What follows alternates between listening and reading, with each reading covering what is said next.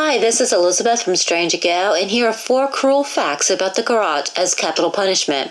The garrote was used in Spain, Puerto Rico, Cuba, and the Philippines during the 1800s and early 1900s. It was a slow, torturous way to murder criminals. While there were numerous different types of garrotes, general descriptions of the practice say a person was made to sit on a stool with his back against an upright board. A wooden collar, reinforced with iron or brass strips, was placed around the person's neck, and the executioner stood behind him, twisting a long wooden bar that would tighten the collar until the person's neck was broken. In some chair models, the backboard had a long screw sticking out that would penetrate the sitter's neck and push into his spinal cord when the collar was tightened. This process could take up to 15 minutes, during which the sitter was made to suffer as a price for his criminal actions. Invention of the garrote. There are a number of different stories and theories as to the invention of the garrote. One story that was published in the late 1800s was that the instrument of death was invented by a Spanish man named Garotte. He was an iron worker, and, after witnessing a family member's hanging being bungled on the gallows, he made it his mission to invent a more humane form of execution.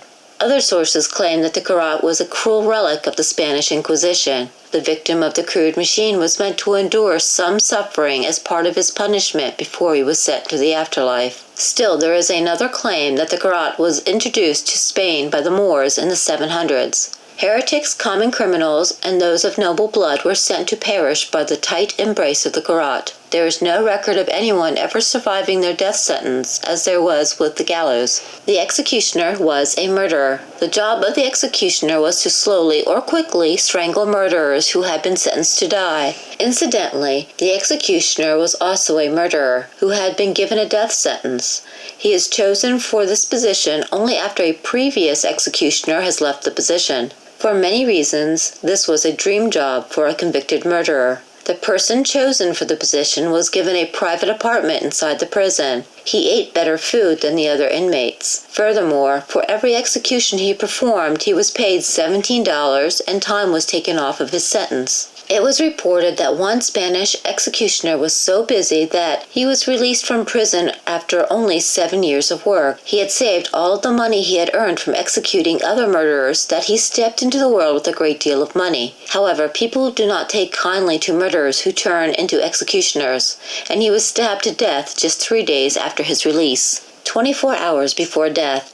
Spain and its colonies had pre-execution rituals. 24 hours before a person was executed, he was placed in a special cell. Priests cared for the man, and their sole objective was to have the criminal confess to all of his crimes and petty sins. The criminal was then dressed for the garrote. First, he was made to put on a black tunic that left his neck exposed. Next, a black cap was placed on his head, and he was marched out to his execution.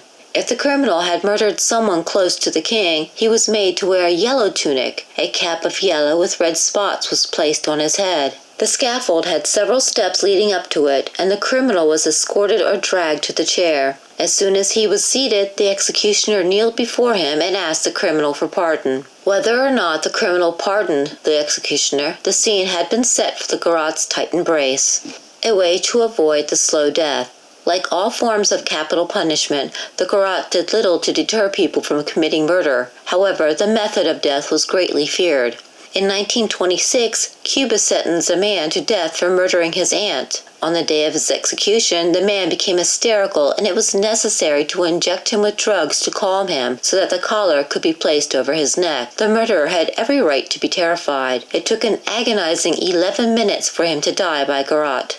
For this reason, some of the condemned found ways to kill themselves before reaching the dreaded chair. In 1925, as Pablo Martin was being escorted from his cell to the garrote, he broke free from the guard, rushed up a set of stairs in the yard, and threw himself off an iron bridge. He landed on the flagstones below and was dead. It was a quick death compared to what he would have received in the wooden chair.